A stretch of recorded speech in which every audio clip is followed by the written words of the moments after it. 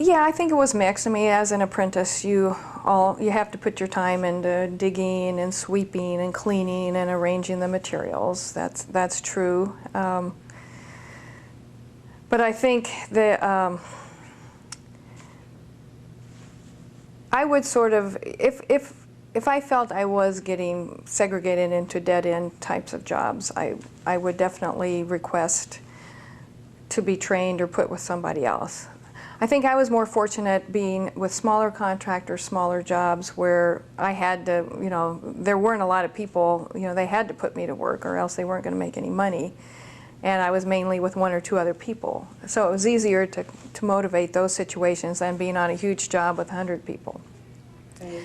I never had, you know, of course, when I started in the trades, there were no high rises. Seattle was just starting to build high rises. And fortunately, I didn't get stuck on one of those because some of my male counterpart apprentices, that's all they would do is put in one light fixture after another, a floor after floor after floor. And not just women, but, you know, men were getting stuck in those kind of routine jobs. But that's part of what we do. We do have to do that work. But I remember, I don't know if you were in the early 70s, when the first remodel of the Pike Place Market. That was, I think I was the end of my first year, second year. I was on that job as an apprentice, and that was a very fun job because you had this huge Pike Place Market that it looked nothing like what it did now. It was the first major remodel of really old grain feed stores that were down underneath there, fish places.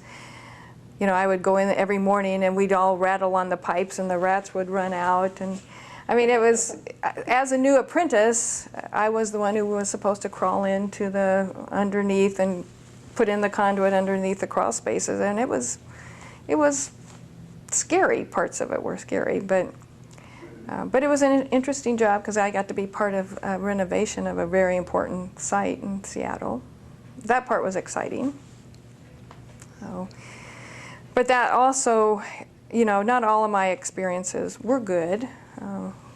I was at the Pike Place Market, and that turned into a fairly large job.